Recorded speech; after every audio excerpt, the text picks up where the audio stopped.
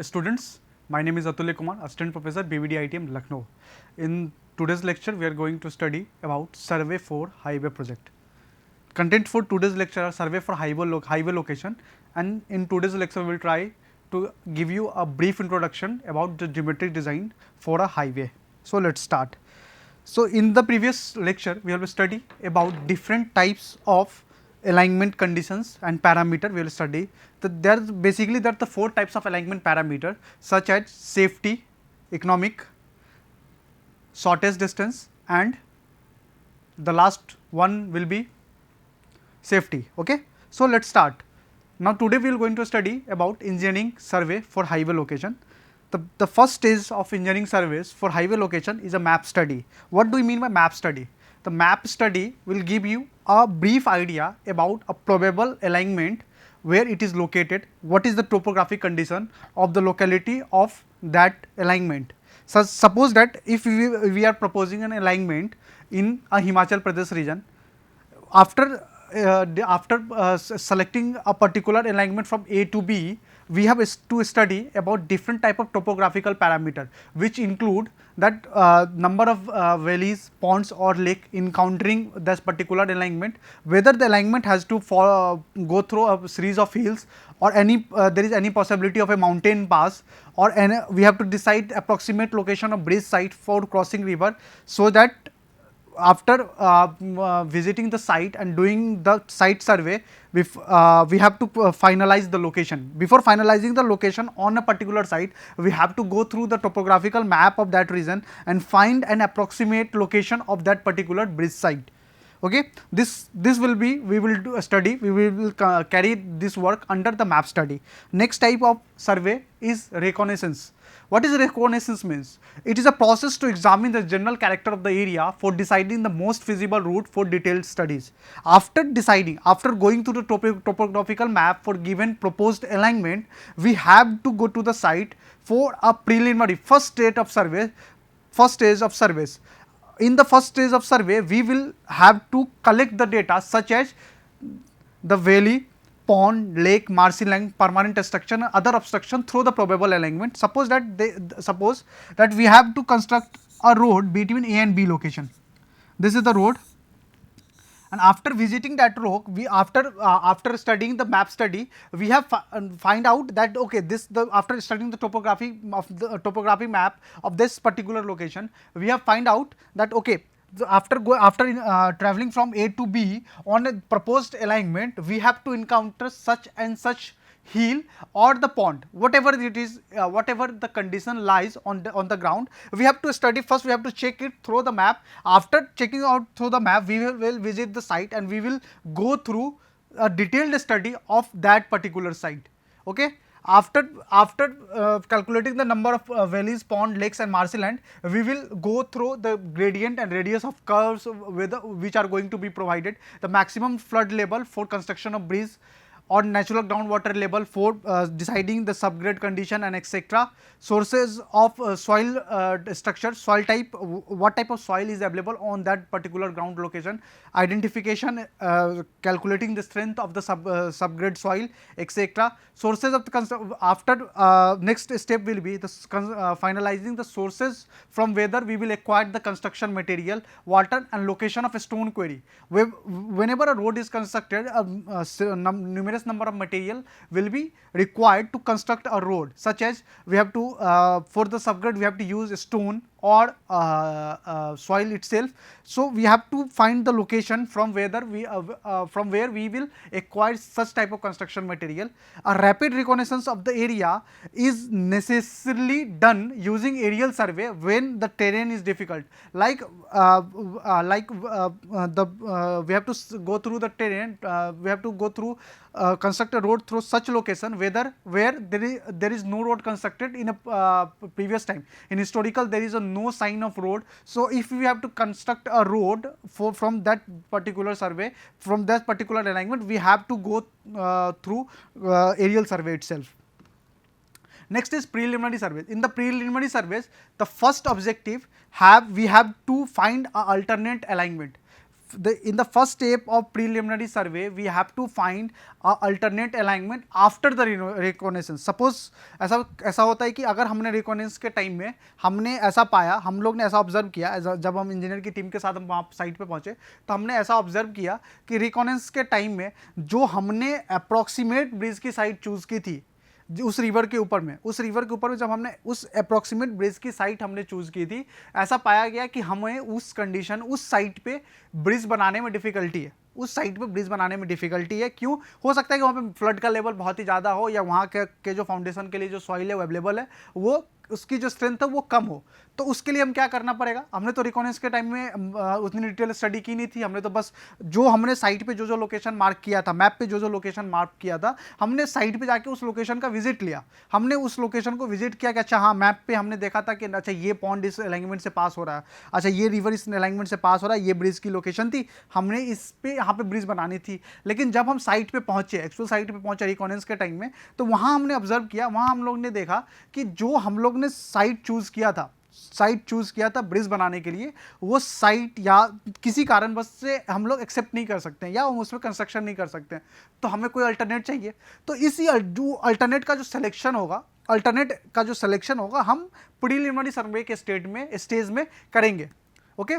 दूसरा, हम लोग ने सॉइल टाइप की स्टडी की थी। हम लोग ने तो थ्योरेटिकली रिकॉनेंस में तो हम लोग ने बस सॉइल को एज मतलब लेबोरेटरी टेस्ट के बिना हमने सॉइल टाइप की स्टडी की थी ना, एक्सपीरियंस के पॉइंट ऑफ व्यू से। लेकिन जब हम लोग ने लैब में लाके उस सॉइल का पे एक्सपेरिमेंट किया, उस सॉइल की स्ट्रेंथ निकाली, तब हमें पता चला कि अच्छा इस सॉइल की स्ट्रेंथ, जो हमें स्ट्रेंथ रिक्वायर्ड है, जितनी हमें स्ट्रेंथ डिजायरेबल थी, इतनी स्ट्रेंथ हमें मिनिमम चाहिए थी, उससे कम है। इसका क्या मतलब है? इसका यही मतलब है कि हम उस पर जब भी उस पर रोड कंस्ट्रक्ट करेंगे, वो रोड हमारा क्या होगा? स्टेबल नहीं होगा। तो अभी हमें क्या करना होगा कि हमें अल्टरनेट अलाइनमेंट देना होगा। जब हमारे पास ऐसा 3-4 अलग अलग अलाइनमेंट हो जाएंगे, तो हर एक अलाइनमेंट की जो डिटेल स्टडी होगी हम प्रीलिमिनरी सर्वे में करेंगे कि हर एक अलाइनमेंट की डिटेल स्टडी करनी पड़ेगी। दूसरा, जब हम डिटेल स्टडी करेंगे हर एक अलाइनमेंट का, तो हर एक अलाइनमेंट में जो मटेरियल हमें रिक्वायरमेंट होंगे, जैसे सबग्रेड के लिए अर्थवर्क कितना चाहिए होगा, बिटुमेन कितना चाहिए होगा, एग्रीगेट कितना चाहिए होगा, एक्सेट्रा का जब हम डिटेल स्टडी करेंगे, एस्टिमेट को उसकी क्वांटिटी की स्टडी करेंगे, कितना क्वांटिटी हमें यूज़ हो रहा है, तो तब जाके हम एक पर्टिकुलर अलाइनमेंट को फाइनलाइज करेंगे फ्रॉम जितने भी कंसिडरेशन है, जैसा कि geological consideration, geotechnical consideration, site पे कंसिडरेशन कि हमें यहाँ पे साइट को एक्सेप्ट करना है, इन सभी कंसिडरेशन, मटेरियल का कंसिडरेशन, इन सभी कंसिडरेशन को करने के बाद हम किसी भी एक अलाइनमेंट को, जो बेस्ट अलाइनमेंट होगा, सभी जो हर एक कंसिडरेशन पे अपना परफेक्ट दे रहा होगा, अपना मैक्सिमम आउटपुट दे रहा होगा, उसमें से किसी एक अलाइनमेंट को हम सेलेक्ट करेंगे। उस अलाइनमेंट को सेलेक्ट करने के बाद हम वापस से उस अलाइनमेंट की साइट पे जाएंगे। उस अलाइनमेंट के साइट पे जाने के बाद हम क्या करेंगे? वहाँ पे हम डिटेल स्टडी करेंगे। डिटेल स्टडी में हमें क्या करना होगा? डिटेल स्टडी में हम हमारा जो रोड होगा उसकी प्लानिंग करेंगे, उसकी ड्राइंग करेंगे, उसकी डिटेल मटेरियल एस्टिमेशन करेंगे, और साइट क्या क्या चाहिए, अगर किसी से अगर लैंड एक्वायर करना हो तो हम उसकी भी प्रोसेस हम डिटेल सर्वे में स्टार्ट करते हैं। तो जनरली हाईवे प्रोजेक्ट का जो 4 स्टेप था, उसमें से सबसे पहला, एक बार रिवाइज कर लेते हैं, सबसे पहला स्टेप जो था वो मैप स्टडी था। मैप स्टडी में हम लोग क्या करते हैं? मैप स्टडी में अगर हमें जैसा हमने डिसाइड बताया कि लखनऊ से कानपुर तक की हमें एक रोड बनाना है, तो हमें लखनऊ एंड कानपुर का जो दोनों की जो टोपोग्राफिकल मैप होगी हम उसकी स्टडी करेंगे कि लखनऊ से कानपुर तक जाने के लिए कोई पहाड़ हमें इनकाउंटर करना पड़ेगा, या कोई नदी इनकाउंटर करना पड़ेगा, या कोई वैली या कोई माउंटेन पास को हमें इनकाउंटर करना पड़ेगा, इसकी स्टडी करेंगे। हम उस मैप स्टडी में ही साइट पे अगर कोई नदी है तो उस नदी के ऊपर हमें ब्रिज बनाना पड़ेगा, तो हम एक अप्रॉक्सीमेट लोकेशन दे देंगे कि ठीक है हम ब्रिज यहाँ बनाएंगे। हम ये सारा चीज़ कहाँ कर रहे हैं? ये सारा चीज़ हम लोग कर रहे हैं मैप स्टडी में। मैप स्टडी के बाद जो नेक्स्ट स्टेप था वो था रिकॉनेसेंस। रिकॉनेंस में क्या होता है कि रिकॉनेंस में हम साइट पे विजिट करते हैं, साइट पे जाते हैं, साइट से हमें मटेरियल निकालना होगा कि हाँ जहाँ जहाँ हमें जिस रोड के थ्रू, जिस अलाइनमेंट के थ्रू हमें अपना रोड कंस्ट्रक्ट करना होगा, उस रोड वहाँ पे जाके हम वहाँ से मटेरियल रिक्वायर करके वहाँ लैब में लाएंगे।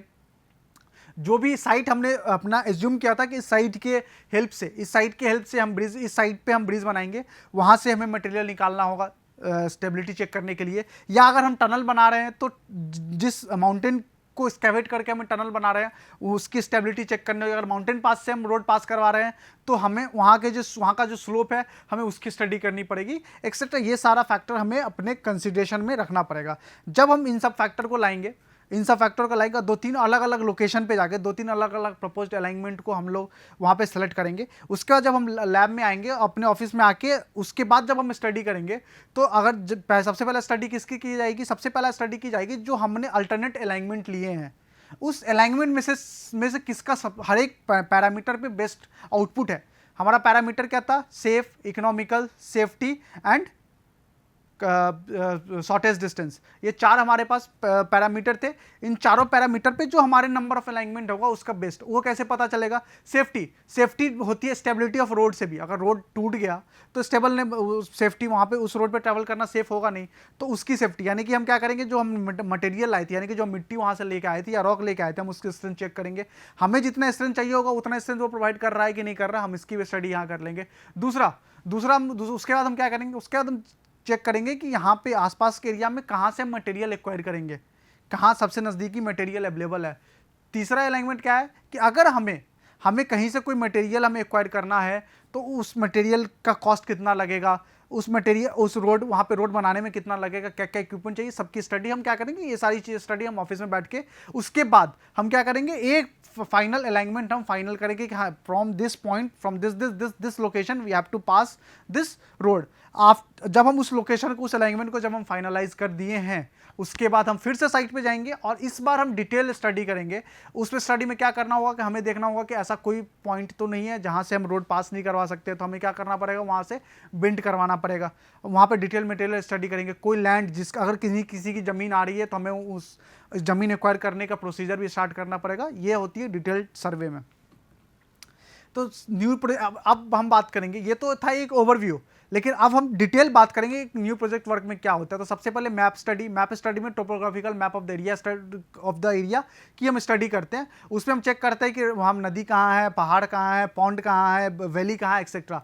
रिकॉनेंस में एक जनरल आइडिया लेने के लिए साइट पे जाता है, वहाँ पे सॉइल का टाइप आइडेंटिफिकेशन करता है, कंस्ट्रक्शन मटेरियल कौन सा यूज करेंगे, स्पॉट का इंस्पेक्शन करेंगे, एक्सेट्रा। प्रीलिमिनरी सर्वे में क्या होगा, प्रीलिमिनरी सर्वे में टोपोग्राफिकल डिटेल सॉइल सर्वे को हम लैब में लाएंगे, लैब में उसकी डिटेल स्टडी करेंगे, एक प्रोबेबल कंस्ट्रक्शन कॉस्ट यूज करेंगे, कैलकुलेट करेंगे।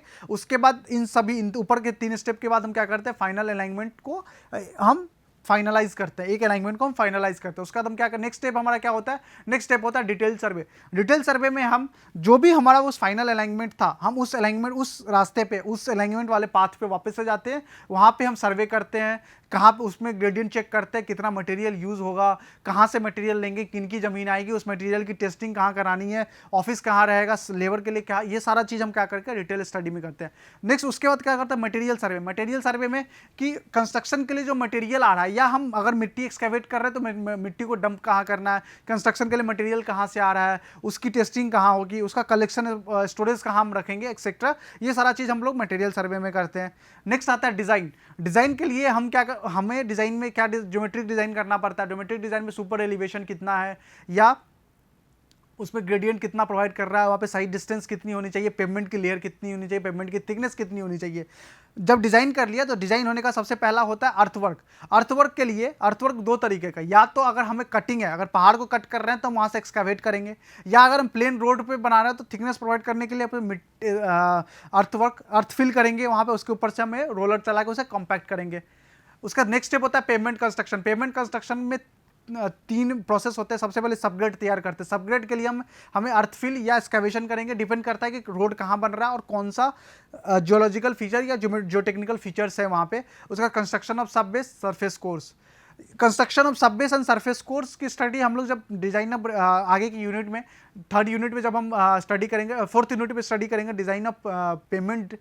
वहाँ पे फ्लेक्सिबल और रिजिड 2 तरह की पेमेंट होती है, उसमें हम स्टडी करेंगे कि design of construction of base course and subgrade में क्या होगा। कंस्ट्रक्शन कंट्रोल में क्या होता है कि क्वालिटी कंट्रोल, जो भी मटेरियल हम यूज़ कर रहे हैं वो IRC के हिसाब से स्टैंडर्ड है कि नहीं है, वो IRC के हर एक पैरामीटर को फुलफिल कर पा रहा है कि नहीं कर पा रहा है। ये सारा फैक्टर वहाँ पे हम कंसिडर करते हैं। हम रोड पे जो कैम्बर प्रोवाइड कर रहे हैं या सरफेस की जो अनइवननेस है, अंडुलेशन है, ये सब IRC की लिमिट के अकॉर्डिंग है कि नहीं है, ये सारा चीज़ ऑब्जर्व करते हुए, कंट्रोल करते हुए, इन्विगलेट करते हुए हम रोड की कंस्ट्रक्शन स्टार्ट करते हैं और फाइनली जाके हमारा रोड क्या होता है, कंप्लीट हो जाता है, हमारा हाईवे का प्रोजेक्ट जो होता है वो कंप्लीट हो जाता है। इसका नेक्स्ट टॉपिक आता है realignment of highway project. Realignment का मतलब क्या हुआ, नाम से ही पता चला रीअलाइनमेंट। सपोज करिए कि आपने एक रोड बनाया, हम लोग ने एक रोड बनाया, लेकिन किसी कारणवश उस रोड में कुछ टेक्निकलिटी या कुछ टोपोग्राफिकल डिफिकल्टी हमें फील हो रही है, तो अब हमें क्या करना पड़ेगा, हमें रोड को रीअलाइन करना पड़ेगा, मतलब हमें रास्ता चेंज करना पड़ेगा, रास्ता चेंज करना पड़ेगा। तो जरूरत क्या, ऐसा क्या जरूरत थी जो हमें रीअलाइनमेंट करनी पड़ेगी।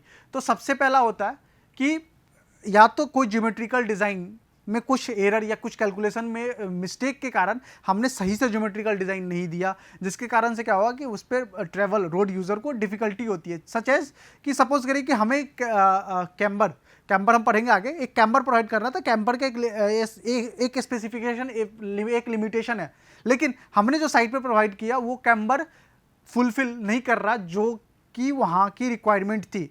जितना हमने प्रोवाइड किया वो रिक्वायरमेंट के हिसाब से सटीक नहीं था या एक्यूरेट नहीं था, जिसके कारण से क्या होता है कि रोड पे पानी जमा हो जा रहा है। इसके रोड पे पानी जमा हो जाने के कारण क्या हो रहा है कि रोड यूज़र को डिफ़िकल्टी फेस करनी पड़ी होगी। तो हमें क्या करना होगा, या तो हमें पूरा का पूरा अलाइनमेंट चेंज करना पड़ेगा, या उस पर्टिकुलर लोकेशन पे ही कुछ कंस्ट्रक्शन, कुछ मेंटेनेंस का काम हमें कैरी आउट कराना पड़ेगा। तीसरा होता है वर्टिकल, ये तो हॉरिजॉन्टल अलाइनमेंट की बात। वर्टिकल अलाइनमेंट में क्या होता है कि हमने जो स्लोप प्रोवाइड किया था वो स्लोप बहुत ही स्टीप हो गया था, या sudden change from summit curve to valley curve हो रहा है, जिसके कारण से साइड डिस्टेंस इंक्रीज हो जा रहा है। साइड डिस्टेंस इंक्रीज होने जाने के कारण सेटबैक डिस्टेंस भी इंक्रीज हो जा रहा है। इसका मतलब क्या हुआ कि हम ऑप्टिमम यूज रोड का नहीं कर पा रहे हैं।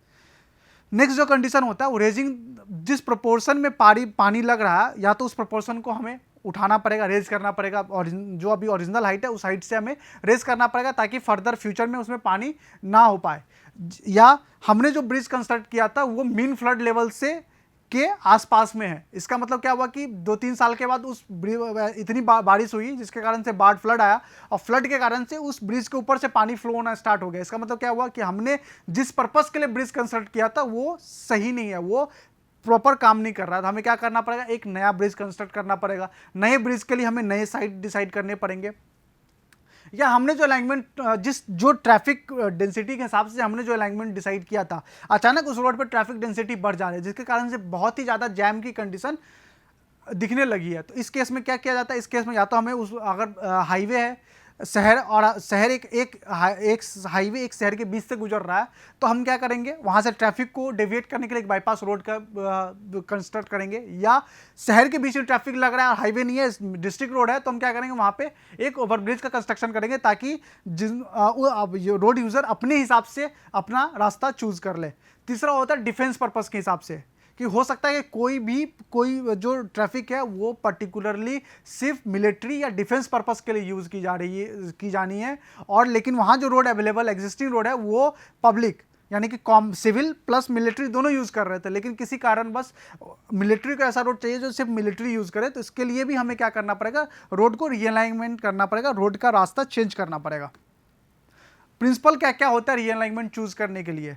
सबसे पहला होता है कि आपको जब भी रीअलाइनमेंट करना पड़ेगा तो आप एक पर्टिकुलर सेक्शन की स्टडी नहीं करेंगे, आप पूरे की पूरे रोड की स्टडी करेंगे। पूरा का पूरा अलाइनमेंट मतलब दोनों ऑब्लिगेटरी पॉइंट के बीच का पूरी स्टडी आप ये करनी पड़ेगी। ऐसा नहीं कि आप किसी एक पर्टिकुलर लोकेशन पे जाके आप वहाँ पे चेंजेस कर रहे हैं, जी नहीं, आप उस पॉइंट पर चेंजेस तब करेंगे जब आपका पूरा का पूरा रोड उस ऑब्लिगेटरी पॉइंट के बीच में सही है, तब तक आप चेंज नहीं करेंगे। दूसरा ट्रांजिशन कर्व, यानी कि जब हम स्ट्रेट पाथ से कर्व हॉरिजॉन्टल कर्व में जाते हैं तो उस अचानक से नहीं जाते हैं, बीच में एक छोटा सा कर्व आता है जिसको ट्रांजिशन कर्व बोलते हैं। ट्रांजिशन स्ट्रेट वाला कर्व होता है, उसके चेंजेस का जो काम होता है वो टेडियस होता है, यानी कि डिफिकल्ट होता है। उसका रेक्टिफिकेशन तभी करना चाहिए जब हमारा काम बहुत ही इसेंशियल हो, बहुत ही ज़रूरत हो, तभी हम उसको रेक्टिफाई करेंगे, नहीं तो हम उसे रेक्टिफाई नहीं करेंगे, जैसा था उसी स्टेज में हम उसे छोड़ देंगे। जो एक और इंपॉर्टेंट बात होती है वो वर्टिकल अलाइनमेंट के केस में होती है, कि वर्टिकल अलाइनमेंट के केस में जब हम सबमिट कर्व का रेक्टिफिकेशन करते हैं या उनके अलाइनमेंट चेंज करते हैं, तो वहाँ पे जो साइड डिस्टेंस हमें प्रोवाइड करनी चाहिए वो हमें OSD यानी कि ओवरटेकिंग साइड डिस्टेंस प्रोवाइड करनी चाहिए। लेकिन कभी कभी ऐसा जो टेक्निकल या जियोलॉजिकल या किसी भी ऐसा कंडीशन के कारण हमें वहाँ पे OSD प्रोवाइड नहीं कर पा रहे हैं, वहाँ पे हम OSD प्रोवाइड नहीं कर रहे हैं, तो मिनिमम उस केस में हमें स्टॉपिंग साइड डिस्टेंस प्रोवाइड करेंगे for safety point of view के लिए। जब भी वैली कर्व डिज़ाइन की जाती है तो उसके डिज़ाइन में कंफर्ट और visibility under headlight during the night के का जो फैक्टर होता है वो बहुत ही इंपॉर्टेंट होता है, बहुत ही ध्यान से हमें करना पड़ेगा। अगर रोड का एक पर्टिकुलर स्ट्रेच, एक पर्टिकुलर लेंथ पानी के अंदर में हम बहुत ही ज़्यादा टाइम तक रहता है, बहुत ही ज़्यादा टाइम तक रहता है, तो हमें उस पर्टिकुलर स्ट्रेच को क्या करना पड़ेगा, अपलिफ्ट करना पड़ेगा, रेज करना पड़ेगा एटलीस्ट 0.6 मीटर फ्रॉम द, मतलब मैक्स हाईएस्ट फ्लड लेवल से 0.6 मीटर कम से कम ऊपर रखना पड़ेगा।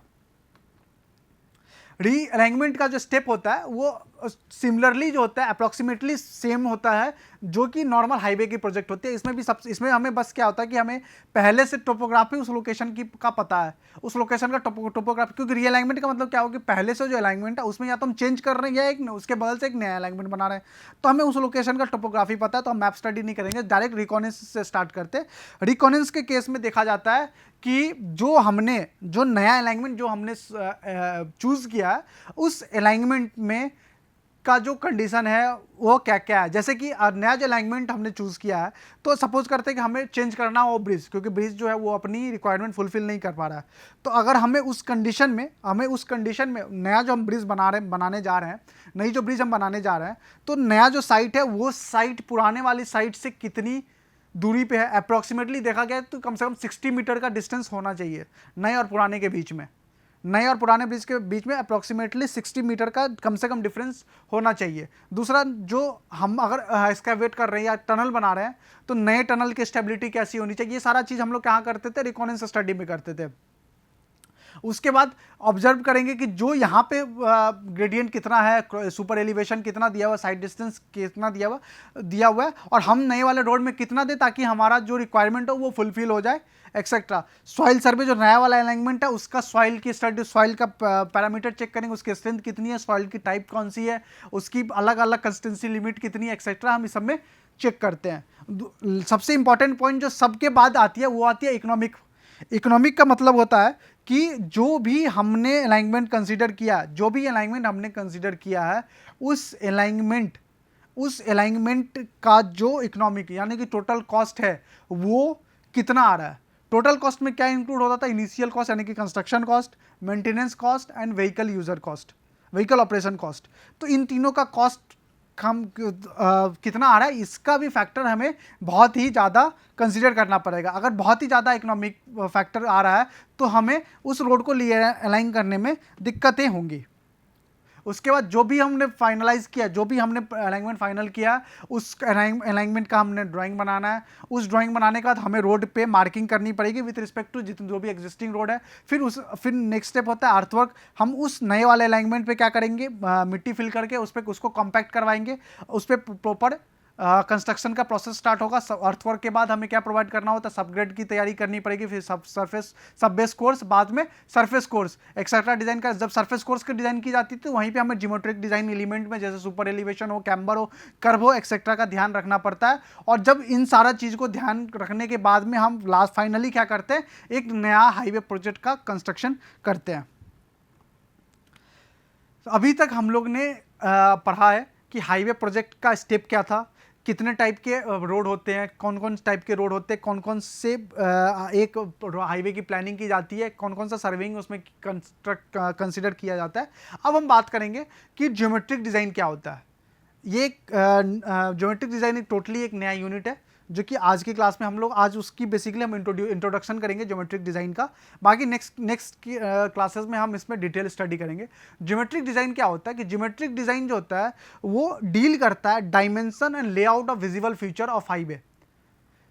मतलब कि जो भी हाईवे पे हमें दिख रहा है उसका डिज़ाइन, उसकी डायमेंशन, उसकी थिकनेस, उसकी लेंथ, उसकी ब्रेथ, एक्सेट्रा, उसका स्लोप कितना होना चाहिए, ये सब का डिज़ाइन, ये सब कहाँ आता है, ज्योमेट्रिक डिज़ाइन। ज्योमेट्रिक मतलब जो चीज़ हम आँख से ऑब्जर्व कर पा रहे हैं, आँख से, जैसे रोड की विड्थ भी क्या है, एक तरह की ज्योमेट्रिक डिज़ाइन है। रोड की थिकनेस कितनी थिक होनी चाहिए कि सरफेस कोर्स की, वो भी क्या है, ज्योमेट्रिक डिज़ाइन में आता है। रोड का कैम्बर कितना होना चाहिए, रोड पे कर्व की हाइट कितनी होनी चाहिए, फ्रिक्शन रोड पे हमें कितना रखना है, एक्सेट्रा, सब कहाँ आता है, ज्योमेट्रिक डिज़ाइन में कंसिडर किया जाता है।